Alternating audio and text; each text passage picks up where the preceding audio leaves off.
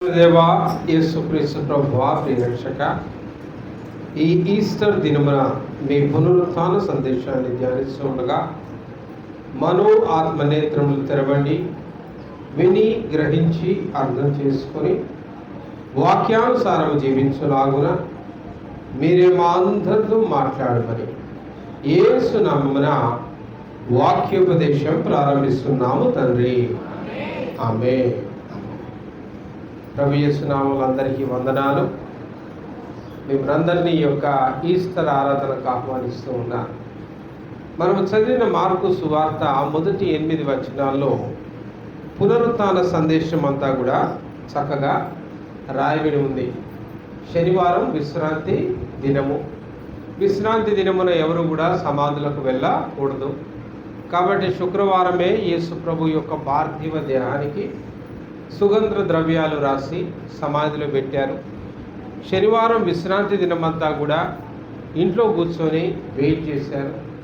కాబట్టి ఆదివారం పెందల కడగనే విశ్రాంతి దినము దాటిపోగానే వెంటనే బయలుదేరారు. సమాధిలోకి వెళ్ళి మరి యేసు ప్రభు యొక్క దేహానికి సుగంధ ద్రవ్యాలు రాసి దినాలు జరిగేంత వరకు మమ్మిఫికేషన్ అనేది చేస్తామని, మరి యూదుల ఆచారం ప్రకారము ఆ యొక్క అరబ్ దేశాల్లో ఇప్పటికీ ఉన్న ఒక కల్చర్ ఏంటంటే మమ్మిఫికేషన్. ఆ యొక్క సమాధులలో రోజు ఆ శరీరానికి ఈ యొక్క పార్థివ దేహానికి సుగంధ ద్రవ్యాలు రాస్తూ ప్రేత వస్త్రాలని చుడుతూ ఉంటారు. దినాల కార్యక్రమం తర్వాత శాశ్వతంగా ఆ సమాధిని ఇక వారు ముట్టుకోరు, లోపల పెట్టేసేస్తారు. ఇక ఎప్పటికీ కూడా దాన్ని బయటికి తీయరు. అది అక్కడి విధానం, అక్కడి ఆచారం. కాబట్టి ఆదివారం పెందలకడనే బయలుదేరారు. ఆ సమాధి దగ్గరికి వెళ్ళారు. అక్కడ చూడదామని చూసేటప్పటికి సమాధిలో యేసు లేడు. ఏమైపోయిందా అని కంగారు పడుతూ ఉన్నారు.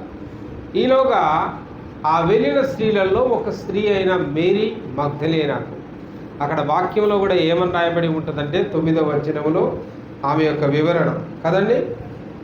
ఆదివారము తెల్లవారినప్పుడు యేసు లేచి 7 దయ్యములను వెళ్ళగొట్టిన మగ్దలేనే మరియకు మొదట కనబడెను. ఆయన ఫస్ట్ ఆమె కనపడతాడు. అంతకుముందు దూతలు మాట్లాడతాయి. ఆ సమాధి రాయి దొర్లించబట్టయు అక్కడ తెల్లని వస్త్రములు ధరించబడ్డ ఒక దేవదూత కదండి. ఒక యమనస్తుడు అని ఒక దగ్గర రాస్తారు. 4 సువార్థికులు 4 చోట్ల కూడా. దానిలో ఒక సువార్థికుడు అయితే ప్రభువు దూత అని చాలా చక్కగా దాని వివరణ రాస్తారు. అది సందేశం అందించింది. ఆయన ఇక్కడ లేడు, ఆయన చెప్పినట్టే లేచి ఉన్నాడు.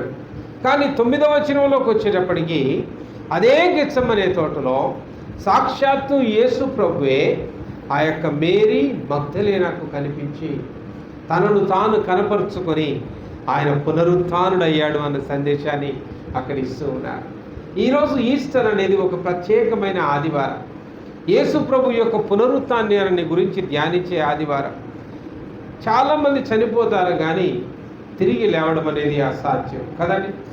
మట్టితో పుట్టినవాడు మళ్ళా తిరిగి మట్టికి మన్నుగా కలవాల్సిందే అన్న లేఖనాల నెరవేర్పు ప్రకారం ప్రతి నరుడు కూడా చనిపోవాల్సిందే. అయితే యేసు ప్రభు యొక్క పునరుత్థానం మనకి ఏమని సందేశం ఇస్తుందంటే, రేపు మనము కూడా ఏ రీతిగా సమాధుల్లో చేర్చబడ్డారో, మన పితరులు ఇప్పుడు ఎవరైతే సమాధుల్లో నిద్రించుతూ ఉన్నారో ఒక దినాన యేసు ప్రభువు లేచినట్టే సాక్షాత్తుగా ఆ సమాధులు తెరవబడతాయి, వారు తిరిగి లేస్తారు. హల్లెలూయా! అదే ఈ పునరుత్థాన సందేశం. అందుకే నిరీక్షణ లేని ఇతరుల వలె మరణించిన వారి కోసం మీరు దుఃఖించకండి కదండి. పౌలు గారు ఏమంటారు? నిరీక్షణ లేని ఇతరుల వలె మీరు దుఃఖించకండి. మన ప్రభువు లేచినట్టుగా మనము కూడా ఒక దినమున లేచెదం. ఈ పునరుత్థానం ప్రతి క్రైస్తవుడికి ఒక నిరీక్షణ. చావు తర్వాత మరొక జీవమున్నదనడానికి నిరీక్షణ. చావు తర్వాత పూర్తిగా మన జీవితం ముగించబడదు, ఒక కొత్త జీవితం ప్రారంభించబడుతుంది అనడానికి ఒక నిరీక్షణ. యేసు ప్రభు వలె మనము కూడా తిరిగి లేస్తాం, ఆయనతో పాటు సజీవులుగా సంచరిస్తాం అన్న లేఖనాలకు ఒక నిరీక్షణ ఈ పునరుత్థానం. ఆ పునరుత్థానాన్ని రుజువు చేయడానికి సాక్షాత్తు యేసు ప్రభు ఆయన తిరిగి లేచి చూపించాడు. ఆయన ఈ లోకంలో ఉన్నప్పుడే చనిపోయినా మరి విధవరాలి కుమారుని లేపాడు, చనిపోయినా లాజరును లేపాడు కదండి. పాతాళపు తాళపు చెవులు నా దగ్గర ఉన్నవి, మరణము నేనే, జీవము నేనే, సాక్ష్యం ఇచ్చిన సజీవుడు. హల్లెలూయా, యేసయ్యకే మహిమ కలుగును గాక. ఈరోజు ప్రత్యేకంగా పునరుత్థాన సందేశంలో మనం దృష్టించాల్సిన విషయం ఏంటంటే, ఇక్కడ 3వ వచనం మీద మన యొక్క దృష్టిని నిలుపుదాం.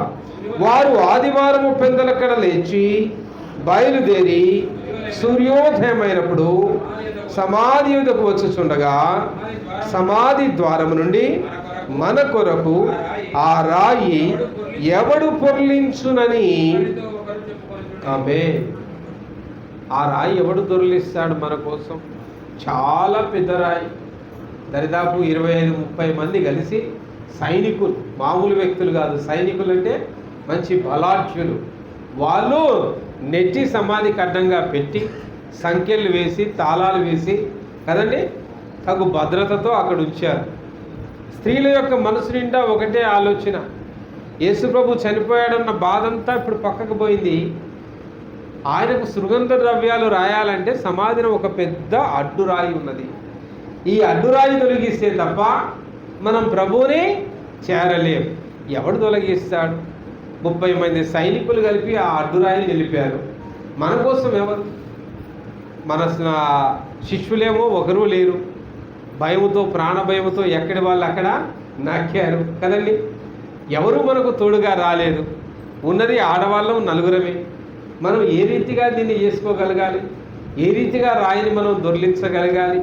ఏ రీతిగా అడ్డుగోడను మనము తీసివేయగలగాలి? ఈరోజు ఈ పునరుత్థాన సందేశము దేవుడు మనందరితో కూడా మాట్లాడేది ఇదే. మనం కూడా ఒక పెద్ద అడ్డురాయి గురించి ఆలోచన చేస్తా ఉన్నాం కదా. ఎవడు తీసేస్తాడు ఈ అడ్డురాయి? ఒక్కొక్కరి జీవితంలో ఒక్కొక్క రకమైన బండ అడ్డంగా పెట్టుకున్నా.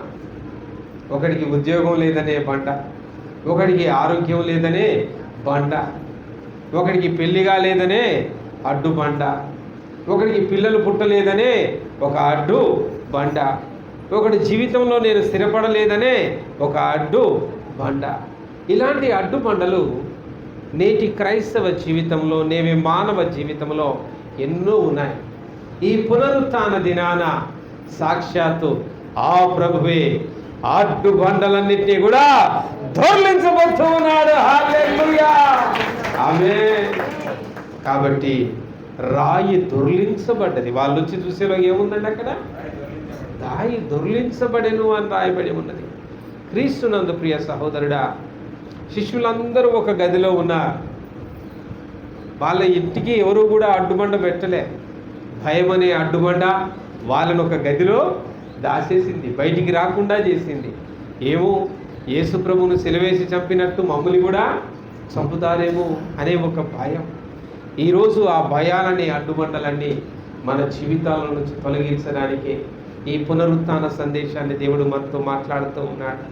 దరిదాపు బండ గురించి, రాయి గురించి లేఖనాల్లో 99 రెఫరెన్స్లు ఉన్నాయి బైబిల్లో. ఆదికాండం నుంచి మొదలుకొని ప్రకటన చివరి వరకు కూడా చాలా రకాల బండల గురించి రాయబడి ఉన్నాయి. ఈరోజు కొన్ని బండలు, అసలు ఏంటి ఈ బండలు అనేది మనం ధ్యానించబోతూ ఉన్నాం. దేవుని వాక్యంలో నుంచి నిర్గమకాండము 32వ అధ్యాయము 15వ వచనంలో చూస్తే అక్కడ ఒక 2 బండలు కనపడతాయి నీకు. ఏం బండలు? 10 ఆజ్ఞల బండలు. సీనాయి కొండ మీద సాక్షాత్తు ప్రభువే కదండి మోషే శాసనములు గల 2 పలకలను చేత పట్టుకొని కొండ దిగి వచ్చెను. ఆ పలకలు ఇరుపక్కలు వ్రాయబడి ఉన్నవి. ఆమేన్. ఆజ్ఞలు కదా, ఆజ్ఞలు అనే బండలు. ఒకప్పుడు ప్రభు ఆజ్ఞలు ఇచ్చాడు, వాళ్ళు ఏమైనా పాపం చేయకుండా ఉంటారేమో అని. ఆ ఆజ్ఞలు వాళ్ళని ఆపగలిగినాయి అండి? ఆపగలిగాయా? ఏదైనా తోటలో ఒకే ఆజ్ఞ. ఏంటి ఆజ్ఞ? ఆ చెట్టు పండు ఒకటే ఆజ్ఞ. ఇన్నున్నాయి, ఇంత పెద్ద బుక్ ఉందా అప్పుడు? లే, ఒక్కటే ఆజ్ఞ, ఆ చెట్టు పండు తినకూడదు. అయిపోయా, ఒక ఆజ్ఞ మీరారా? ఎన్ని వచ్చినాయి? 10 వచ్చినాయి. ఈ బండకు 5, ఆ బండకు 5. అవునా? ఈ 10 ఆజ్ఞలు పాటించుంటే హాయిగా ఉండేవారు, 10తో ఆగేది. ఈ 10 ఆజ్ఞలు పాటించినందున ఏమైపోయింది? ఏకంగా పంచకాండాలనే ధర్మశాస్త్రమే పుట్టింది. ఆది కాండము, నిర్గమకాండము, లేవియ కాండము, సంఖ్యాకాండము, ద్వితీయోపదేశ కాండం అనే 5 కాండాల పుస్తకం తోరా అంటే ధర్మ శాస్త్రం. మరి ఏమన్నా ఆగిందా? ఇన్ని ఆజ్ఞలున్నాక పాపం ఆగిందా? లే, పాపం చేస్తూనే ఉన్నారు.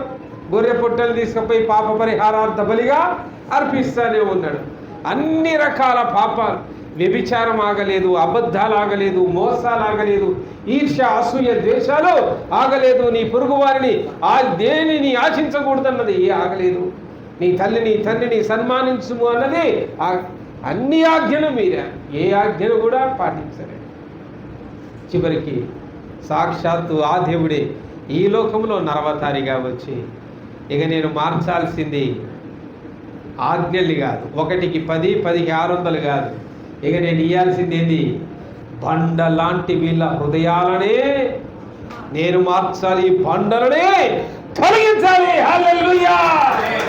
ఈ బండ లాంటి హృదయాలని మెత్తటి మాంసపు మనసుగా మార్చి హృదయం అనే పలక మీద. అందుకే అయ్యా, ధర్మశాస్త్రంలో ఏ ఆజ్ఞ శ్రేష్టమైనది అని ఒకడు అడిగితే యేసుప్రభు ఏమని సలహా ఇచ్చాడు? నిండు మనసుతో, పూర్ణాత్మతో, పూర్ణ వివేకంతో, పూర్ణ బలముతో నీ దేవుడైన యెహోవాను సేవించవలెను, అటువలే నిన్ను వలే. ఇది కొత్త ఆజ్ఞ, ఆయన ఇచ్చిన కొత్త ఆజ్ఞ, కొత్త నిబంధనకు పునాది అయిన ఆజ్ఞ. ఇక నీకు ధర్మశాస్త్ర ఆజ్ఞలు అవసరం లేదు, బలులు లేవు, బలిపీఠాలు లేవు. ఉన్నది ఒకే ఒక ఆజ్ఞ. మళ్ళీ ఏదైనా తోటకే తెచ్చాడు. ఉన్నది ఒకే ఒక ఆజ్ఞ.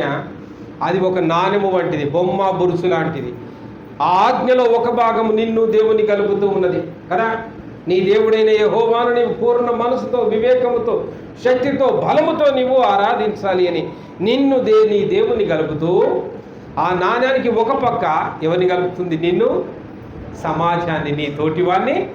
అంటే దేవునితో ఎంత పవిత్రంగా, పరిశుద్ధంగా నువ్వు జీవించాలో నీ పొరుగు వారితో కూడా నీవు అలాగే జీవించాలి. ఇది హృదయం అనే పలక మీద రాసుకుంటే ఇక ఇంత పెద్ద బుక్ నీకు అక్కర్లేదు. ఈడ రాసుకుంటే అల్టిమేట్గా నువ్వు చేసే ప్రతి పనిలో దైవ భయాన్ని కలిగి ఉంటావు. నీ పొరుగు వారిని నువ్వు ప్రేమిస్తావు. ఇక ఈర్ష్య రాదు, అసూయ రాదు, ఇక ద్వేషము రాదు, ఇక కోపము రాదు, పాపము చేసే పరిస్థితి రాదు. ఈ ఒక్క ఆజ్ఞను హృదయంలో పాటించగలిగితే అని ఆ బండను తొలగించే. కాబట్టి ఈరోజు ఆ 10 ఆజ్ఞలు దేన్ని సూచిస్తున్నాయంటే లోకంలో ఉన్న మతాచారాలను సూచిస్తూ ఉన్నాయి. మతాచారాలు. ఇప్పుడున్న బండ, తొలగిపోయిన బండ ఏం చెప్పండి? నేలకేసి కొట్టాడా లేదా? మోసే ఏం చేశాడా? ఆజ్ఞల పలకలని నేలకేసి అవతల కొట్టాడు. ఏమిరా మీ దురాచారాలు? 40 రోజులు సీనాయి కొండ మీద నేనుండి ప్రభుత్వం మాట్లాడి మీకోసం ఆజ్ఞలు తెచ్చేలోగా మీ యొక్క వెండి బంగారాలన్నింటినీ తీసి పోత విగ్రహాన్ని పోసి దూడను తయారు చేసి దాని విగ్రహంగా పెట్టుకొని ఆరాధిస్తారా? 40 రోజులు నేను మిమ్మల్ని కనిపెట్టకపోతే ఇంత అఘాయిత్యానికి పాల్పడ్డారని కోపంతో ఆ బండలను నేలకేసి కొట్టాడు. ఈరోజు ఆచారాలనే బండలు ఏం కావాలా? ఏం కావాలి చెప్పండి? పగిలిపోవాలా? సమాధి ముందున్న రాయి దొర్లిపోయినట్టుగా ఈరోజు ఆచారాలనే రాయి నీ జీవితం నుంచి పోవాలి. క్రిస్మస్ చేస్తే ఏంది, చేయకపోతే ఇదో పెద్ద ఇప్పుడు డిబేట్. గుడ్ ఫ్రైడే చేస్తే ఒకటి, చేయకపోతే ఒకటి డిబేట్. ఈస్టర్ చేస్తే ఒకటి, చేయకపోతే ఒకటి డిబేట్. లోకమంతా ఈస్టర్ చేస్తుంటే ఒక తల తిక్కోడు వస్తాడు. ఈస్టర్ బైబిల్లో ఉందా, చెయ్యాలా అంటాడు. లోకమంతా గుడ్ ఫ్రైడే పాటిస్తామంటే గుడ్ ఫ్రైడే బైబిల్లో ఉందా, చెయ్యాలా అంటాడు కదా. ఉన్నారా లేదా? యూట్యూబ్లో తీస్తే అయ్యే కదా, ఇంటర్నెట్లో చూస్తే అయ్యే కదా. క్రిస్మస్ బైబిల్లో లేని పండగ. నువ్వు అరే నీ బర్త్డే అయితే చేసుకుంటావు కానీ ఏసేం బర్త్డే చేసే అంత నొప్పి ఏంటి నీకు? అంత కష్టమేంది? మీ నాయనదేమో సంవత్సరం దినాలు పెట్టుకుంటావు యాటలు కోసుకొని. యేసు ప్రభు మరణ దినాన్ని గుడ్ ఫ్రైడే జ్ఞాపకం చేసుకుంటే తప్పేంటి? తప్పేంటి? ఈ లోకంలో ఎవడు తిరిగి లేవని విధంగా ఒక వ్యక్తి సజీవుడుగా తిరిగి లేచాడు, పునరుత్థానుడు అయ్యాడు. అటు ఈస్టర్ పండుగను మనం ఆచరిస్తే తప్పేంటి? గొప్ప కార్యాలు, గొప్ప విషయాలు మనం నలుగురికి తెలియజేసే విధంగా గొప్పగా చేయాలి. కానీ ఇది చేయకపోతే పాపం వస్తుంది, ఇది చేయకపోతే నరకం వస్తుంది, అది అబద్ధం, అది మోసం, అది ఆచారంగా మారకూడదు. ఈస్టర్ చేస్తే పరలోకం వస్తుంది, ఇది ఆచారం వస్తుందండి. చేయకపోతే నరకానికి పోతాం ఉందండి ఎక్కడన్నా లేఖనాలలో? ఈస్టర్, గుడ్ ఫ్రైడే, క్రిస్మస్ ఈ పండుగల ద్వారా మనము క్రీస్తును జ్ఞాపకం చేసుకుంటున్నామే, కానీ అది నువ్వు చేసే పరలోకం, చేయకపోతే నరకం, అసలు ఆ మాటే లేదు. ఇవన్నీ ఆచారాలు, మతభక్తితో కూడినవి. కాబట్టి ఈ ఆజ్ఞలనే రాయి పగలగొట్టబడ్డట్టుగా, దొర్లించబడ్డట్టుగా మతాచారాలనే రాయిని మనం ఏం చేయాలి? ఎందుకంటే అసలు మతమే వద్దన్నాడు. యేసయ్య మతాన్ని స్థాపించడానికి వచ్చిన కాదు, ఆయన దేనికి వచ్చాడు? మార్గమయ్యున్న దేవుడు. హల్లెలూయా! యేసయ్యకే మహిమ కలుగును గాక. మార్గాన్ని వెంబడించడమే, మతాన్ని వెంబడించకండి. ప్రతిసారి చెప్తా, క్రైస్తవ మతాన్ని అనుసరిస్తే నరకానికి పోవుట ఖాయం. ఎందుకంటే ఏ మతము కూడా పరలోకమును చేర్చలేదు, కానీ మార్గాన్ని మాత్రం మీరు విడవకూడదు. కాబట్టి మార్గాన్ని ఆచరించండి. రెండవ రాయి నిర్గమకాండం 20వ అధ్యాయం 25వ వచనములో ఇక్కడ ఇంకొక రాయి ఉన్నది చూడండి. నీవు నాకు రాళ్ళతో బలిపీఠము చేయునప్పుడు, దీంతో చేయాలట అంటే ఇప్పుడు బలిపీఠం అనే రాయి, ఇది ఒక రాయి అనమాట. ఇక్కడ ఏం చేస్తారు? బలులు అర్పిస్తారు. పాత నిబంధన కాలంలో ఏ పాపం చేసినా ఆ పాపానికి పరిహారార్థంగా ఏం చేయాల్సి వచ్చేదండి? ఏం చేయాలా? ఇప్పుడు ఆ రాయి తొలగించబడ్డది. ఆమేన్. ఆచారాలనే రాయి దొర్లించబడ్డట్టుగానే రెండవ రాయి, ఏ రాయి దొర్లించబడ్డది? ఇప్పుడు బలులు అనే రాయి దొర్లించబడ్డది. యేసు క్రీస్తుని నమ్మిన ఎవడైనాను సరే ఇప్పుడు ఇక నీవు బలులు అర్పించాల్సిన అవసరము లేనే లేదు. ఏ బలైనా ఆ రోజు బలిపీఠం మీద రాళ్ళు తెచ్చేవారు, ఒక బలిపీఠము కట్టేవారు. ఆ బలిపీఠం మీద బలి అర్పించి దేవునికి ప్రార్థన చేసేవారు. దైవ చిత్తానుసారమైంది అయితే ఆకాశం నుంచి అగ్ని వచ్చేది, ఆ బలిపీఠం ముందున్న దాన్ని పగ్గున మండించేది. అది ప్రజలు చూసి, ఆహా ఇది ప్రభువు చిత్తం, ఈరోజు యుద్ధానికి పోవుట ప్రభువు చిత్తం అని యుద్ధానికి పోయేటోళ్ళు. ఆకాశం నుంచి అగ్ని రాలేదు, బలిని స్వీకరించలేదు, యుద్ధం క్యాన్సల్. ఇది యుద్ధము ప్రభు చిత్తము కాదు, పోతే మనం ఓడిపోతాం. ఆ రోజుల్లో ప్రభువు మాట్లాడే విధానం అది. ఈ రోజుల్లో దైవ సేవకుల ద్వారా మాట్లాడుతున్నాడు, లేఖనాల్లో మాట్లాడుతున్నాడు, కళల ద్వారా మాట్లాడుతున్నాడా లేదా? ఇంత అనుకూలంగా ఎందుకు? దేవునికి మనకును మధ్య ఉన్న పాపం అనే అడ్డు కూడా ఆయన శిలువ రక్తము ద్వారా తొలగించబడ్డది. హల్లెలూయా! ఇప్పుడు ఇక బలులక్కర్లే. బలులిచ్చి ప్రభువా నీ అగ్ని గురిస్తేనే నీ చిత్తాన్ని తెలుసుకుంటా అనే పరిస్థితి లేనే లేదు.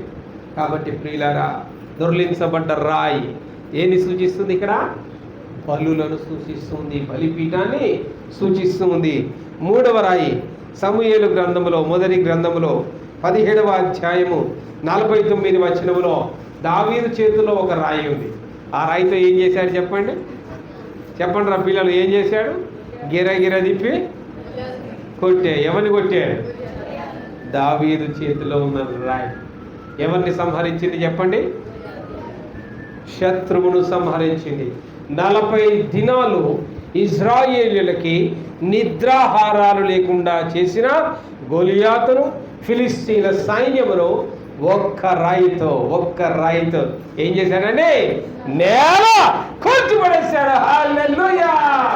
ఆమేన్. అది క్రీస్తునందు ప్రియులారా. ఇక్కడ మరొక రాయి, శత్రువును తొలగించగలిగిన రాయి. ఈరోజు దొర్లించబడే రాయిలన్నీ ఇవే. ఆచారాలు దొర్లించబడాలి, అవునా? ఇంకేం దొర్లించబడాలి? బలులనే విధానాలు దొర్లించబడాలి. ఇంకేం దొర్లించబడాలి? నీ యొక్క శత్రువులు, నీ చుట్టూ ఉన్న శత్రు సైన్యాలు దొర్లించబడాలి. మనం మన తోటి వాణ్ణి ఎలా మార్చుకున్నాం? శత్రువుగా మార్చుకున్నాం. నిన్ను వలే నీ పొరుగువారిని ప్రేమించమన్న ప్రభు మాటను పక్కన పెట్టి చూసాడా దుష్టుడైన సాతానుడు ఎంత ప్రమాదకారం. ఒక వ్యక్తి ద్వేషించేటట్లుగా వాళ్ళ మధ్యలో మతాన్ని పుట్టించాడు. అంటే ఇక్కడ మనుషుల మధ్యలో కాదు ద్వేషం, దేని మధ్యలో? మతాల మధ్యలో ద్వేషం. కాబట్టి దేవుని ఆజ్ఞను పాటించకుండా చేయాలంటే ఇప్పుడు ఏం కావాలి? వాడికి ఒక మతం కావాలి, లేదా కులం కావాలి. ఒకే మతస్థుల్లో గొడవ రాదా చెప్పండి? ఒకే మతస్థుల్లో ఏ గొడవ వస్తుంది? కుల గొడవ వస్తుంది. సింపుల్. ఒకే కులమోడికి గొడవ రాదా చెప్పండి? ఒకే కులం వాళ్ళకు కూడా గొడవ అవుతుంది. వాళ్ళకు కూడా పెద్ద మనుషులు, వాళ్ళకు పంచాయతీ. అంటే గొడవలన్నిటికీ మూల కారణం ఎవరండి? మనుషుల యొక్క స్వార్థాలు. వాళ్ళు కల్పించుకున్న మతాలు, వాళ్ళు కల్పించుకున్న కులాలు, అంతేకాదు ప్రాంతీయ భేదాలు. కాబట్టి జనము మీదికి జనమును, రాజ్యం మీదికి రాజ్యమును అలా లేసు. మరి క్రీస్తునందు ప్రియులారా, మన జీవితంలో ఈ రాళ్ళన్నీ కూడా దొర్లించబడాలి. మరొక రాయి, దానియేలు వేసిన రాయి. ఎక్కడేసారు దానియేలు తీసుకుపోయి? రాళ్ళ గుహలో, సింహాల గుహలో. 6వ అధ్యాయం 17వ వచనంలో నీవు అక్కడ చూస్తే దానియేలును ఆ సింహము గుర్తులో వేసి వారు ఒక రాయి తీసుకొని వచ్చి ఆ గుహ ద్వారమున వేసి దాని మూసిరి. దానియేలు రాయి మనకేం నేర్పిస్తుంది? చట్టాన్ని ఎదిరించే ఒక గొప్ప ధైర్యాన్ని నేర్పిస్తుంది కదండి. దానియేలు కాలంలో ఆయన చేసిన తప్పేంటి చెప్పండి? ఏ నేరం చేశాడు? ఎవరినైనా మోసం చేశాడా? ఎవరిదన్నా అక్రమంగా ఆక్రమించాడా? దానియేలు చేసిన నేరం ఏంటి చెప్పండి? అప్పటికి ఒక చట్టం వచ్చింది. ఏ చట్టం? మనకి ఏ సమస్య వచ్చినా, ఏ బాధ వచ్చినా ఎవరు వాళ్ళ సొంత దేవుళ్ళకు ప్రార్థన చేసుకోకుండా ఎవరికి విన్నపం చేయాలి? ఆ దేశంలోని రాజుగారికే మొర పెట్టుకోవాలి, విన్నపం చేయాలి. అది ఒక చట్టాన్ని తయారు చేశారు. కాబట్టి ఎవరు వాళ్ళ సొంత దేవుళ్ళకు ప్రార్థన చేసుకోకూడదు. ఇక దేశంలో ఒకే మతం ఉండాలి, ఒకే దేవుడు ఉండాలి, ఆ దేవుడు మన రాజు అయి ఉండాలి అని రాజాజ్ఞ తీశారు. ఈ రాజాజ్ఞ తీస్తే ఏమన్నా అయితా? వర్కౌట్ అయితా? అది వర్కౌట్ కాదని దానియేలు కాలంలోనే అర్థమైంది. మీరు ఏమన్నా చేసుకోండిరా, నేను దైవభక్తి కలిగిన వాడిని అన్నాడు. హాయిగా కిటికీలు తెరిచాడు, యెరూషలేము వైపు మోకాళ్ళు లొంగాడు, చక్కగా ప్రార్థన చేయ మొదలుపెట్టాడు. రాజుగారి చట్టమును మీరే ఈ దానియేలును తీసుకెళ్ళి బంధించండి అని రాజుగారి ముందుకు వచ్చారు. రాజాజ్ఞ మీరిన వాడిని ఏమి చేయవలను? సింహపు గుహలో వేయవలను. తీసుకుపోయారు. రాళ్ళతో చేయబడ్డ సింహపు గుహలో వేశారు. మళ్ళీ అడ్డుగా ఒక పెద్ద బండరాయిని పెట్టారు. ఏమైనా చేసింది ఆ రాయి? ఏమైనా చేసింది ఆ రాయి? ఆ రాయి దొర్లించబడను, దానియేలు సజీవుల లెక్కలో లెక్కించబడను. హల్లెలూయా! చట్టాన్ని మార్చింది రాజుగారు. వెంటనే ఏ చట్టాన్ని మార్చారు? ఇక నేను దేవుడను కాను, దానియేలు సేవించుచున్న దేవుడే నిజమైన దేవుడని ఒక కొత్త చట్టాన్ని రాయండ్రా. హల్లెలూయా! అది క్రీస్తునందు ప్రియులారా. ఈరోజు దానియేలు ఆయన జీవితంలో తొలగించబడ్డ రాయి మనకు నేర్పే సత్యం ఏంటంటే ఇలాంటి చట్టాన్ని దొర్లించగలడు దేవుడు. హల్లెలూయా! యేసయ్యకే మహిమ కలుగును గాక. చట్టాలకు భయపడకండి ప్రియులారా. ఇంతకంటే ఘోరమైన చట్టాలు రాబోతూ ఉన్నాయి. 666 అనే ముద్రను వేసుకుంటే తప్ప నీకు రేషన్ దొరకని చట్టం రాబోతుంది. నీ పిల్లోడికి స్కూల్లో అడ్మిషన్ దొరకని చట్టం రాబోతూ ఉన్నది. నీకు వైద్యం దొరకని చట్టం రాబోతూ ఉన్నది. అప్పుడు ఎలా నిలబడతావు? ఆఫ్టర్ ఆల్ ఎస్సీ సర్టిఫికేట్ కోసం యేసు ప్రభుని విడిచిపెట్టిన నీవు ఆ రోజు భోజనం కోసం యేసుని వదిలేవా? 666 వేసుకోవా? కాబట్టి ఎస్సీస్గా ఉంటున్న క్రైస్తవులందరికీ ఇప్పుడు శ్రమకాలం, ఇది గడ్డు కాలం. భయపడాల్సిన అవసరం లేదు. నిన్ను రూపించిన వాడు కునుకడు, నిద్రపోడు. హల్లెలూయా! ఓ ఇశ్రాయేలు, నీ భాగ్యము ఎంతో గొప్పది, గొప్పది. అందుకే లోకంలో ఉన్న చట్టాలకు భయపడకండి. దానియేలును రక్షించిన దేవుడు ఈ చట్టాల నుంచి నిన్ను తప్పగా రక్షించగలడు. ఆమేన్! హల్లెలూయా! ఇది దానియేలును గురించిన రాయి. మరొక రాయి లాజరు రాయి. అవునా? 4 దినాలు సమాధిలో చేయబడ్డాడు. సమాధి చేయబడ్డాక ఒక పెద్ద రాయి ఆ సమాధి కట్టుగా ఉన్నది. యోహాను సువార్త 11వ అధ్యాయం 39వ వచనంలో యేసు ఆ రాయి తీసివేయుడని చెప్పగా కదా. హల్లెలూయా! ఎప్పుడైతే రాయి దొర్లించబడ్డదో లాజరు బయటికి రమ్మన్నా ఒక్క మాటతోటి ప్రేత వస్త్రములతో చుట్టబడ్డ లాజరు అప్పటికప్పుడు సజీవుడిగా లేచి బయటికి వచ్చాడు. ఆమేన్, హల్లెలూయా. క్రీస్తునందు ప్రియ సహోదరుడా, అద్భుతాలు చేసే రాయి అసలు ఎక్కడైనా జరిగిందండి? ఏడని జరిగిందా? ఈ రోజు సమాధులు దూతే ఏముంటాయి? సమాధుల్లోన ఏముంటాయి చెప్పండి? ఎముకలే ఉంటాయి. కానీ ఆ రోజు సమాధి తొర్లిస్తే సొంత అక్క అంటా ఉన్నది. మార్త వచ్చి ప్రభు దగ్గర అంటా ఉంది, ప్రభువా ప్రభువా 4 దినములు ఆయన కంపు కొట్టును, కుళ్ళిపోవును, కంపు కొట్టును. నిజమే, సహజమే. కానీ దేవునికి అసాధ్యమైంది ఏది లేదు. అలా అద్భుతములు చేసే రాయి క్రీస్తునందు ప్రియ సహోదరుడా. మరొక రాయి బైబిల్లో చూద్దాం. కీర్తనల గ్రంథం 118వ అధ్యాయం 118వ కీర్తన 22వ వచనంలో ఇల్లు కట్టువారు నిషేధించిన రాయి ఏమైందట? మూలకు తలరాయిగా మారిందట. హల్లెలూయా. ఎవరా నిషేధించబడ్డ రాయి? సాక్షాత్తు ప్రభు అయిన యేసు క్రీస్తే. ఈరోజు ప్రపంచ చరిత్రకు ఆయనే పునాది శక పురుషుడు, ఆయన సజీవుడు, సర్వ మానవాళికి రక్షకుడు. తృణీకరించబడ్డ రాయి ఇప్పుడు ఎలా మారింది? మూలకు తలరాయి. అందుకే యేసు ప్రభువుని అంగీకరించిన వాడి జీవితంలో ఒక గొప్ప ఊరట ఉంటుంది, గొప్ప ఆదరణ ఉంటుంది, గొప్ప నిరీక్షణ ఉంటుంది. నా దేవుడు నన్ను చూడగలడు, నన్ను కనికరించగలడు. ఆ రీతిగా ఇప్పుడు సమాధి ఎదుట ఉన్న రాయి అదే సందేశం మనకి ఇస్తుంది. పునరుత్థానం అనే గొప్ప సందేశాన్ని మార్కు సువార్త 16వ అధ్యాయం 4వ వచనంలో ఏమని రాయబడింది? వారు వచ్చి కన్నులెత్తి చూడగా రాయి పొర్లింపబడి ఆమేన్. ఆ రాయి ఎంతో పెద్దది. దేవుని కంటే పెద్దది ఏమన్నా ఉందండి? రాయి పెద్దది కావచ్చు. ప్రియ సహోదరుడా, ప్రియ సహోదరి, ఈరోజు నీ జీవితంలో, నా జీవితంలో, ఇక్కడ ఉన్న వాళ్ళందరి జీవితాల్లో ఇలాంటి అడ్డుబండలు ఎన్నో ఉన్నాయి. ఒకడికి భయం అనే అడ్డుబండ, ఒకడికి అనారోగ్యం అనే అడ్డుబండ, ఒకడికి పేదరికం అనే అడ్డుబండ, ఒకడికి మరి రకరకాల అడ్డుబండలు, ఒకడికి అప్పులనే అడ్డుబండ ఉన్నాయా లేవా? ఈ అడ్డుబండలన్నీ ఈ పునరుత్థాన దినం ఏం కావాలి? దొర్లించబడటయు. శక్తిమంతుడైన సజీవుడైన ప్రభు అక్కడి నుంచి బయటికి వచ్చటయో మనం చూచిదాం. హల్లెలూయా, ఆమేన్. ఈ పునరుత్థాన సందేశాన్ని ధైర్యంగా బయట చెప్పాలి. దూత కలిసి చెప్పింది, ఆయన సజీవుడు, ఆయన సజీవుడు. మీరు వెళ్ళి ఈ వర్తమానం అందించండి అంటే చెప్పిండ్రా? ఉందిగా వచనాల్లో, మీరు చదివిన ముందు వచనాల్లో 8వ వచనం. వారు బయటికి వచ్చి విస్మయం నుండి పలుకుచు సమాధి యొద్ద నుండి పారిపోయి వారు భయపడినందున ఏమీ చెప్పలేదు. దూత చెప్పింది చెప్పమని, అయినా చెప్పలే. 9వ వచనంలో మేరీ మగ్దలేనాకు సాక్షాత్తు యేసుప్రభువే కనపడ్డాడు. ఆమె వచ్చి మిగతా స్త్రీలకు చెప్పింది 10వ వచనంలో. ఆయనతో ఉండిన వారును దుఃఖపడి ఏడ్చుండగా ఆమె వెళ్ళి ఆ సంగతి వారికి తెలియజేసిన కానీ ఆయన బ్రతికి ఉన్నాడనియు ఆమెకు కనబడననియు వారు విని ఏందట? ఈ ఒక్కతే చూసింది కాబట్టి నమ్మింది. ఈమెతో వచ్చిన మిగతా స్త్రీలే నమ్మలేదు. ఇక వీళ్ళు పోయి శిష్యులకు చెప్తే నమ్ముతారా? ఆల్రెడీ భయం అనే ఒక పెద్ద అడ్డుబండ వెనకాల దాక్కున్న శిష్యులు నమ్ముతారా? ప్రియ సహోదరుడా, ఈరోజు మన పరిస్థితి అదే. అనవసరమైన అడ్డుబండలు మనం పెట్టుకొని జీవిస్తూ ఉన్నాం. అవి దొర్లించబడి నీ ప్రయాస లేకుండా ఆలోచన ఉంటే చాలు. స్త్రీలు ఆలోచన చేశారు, ఎవరు దొర్లిస్తారా మన కోసం?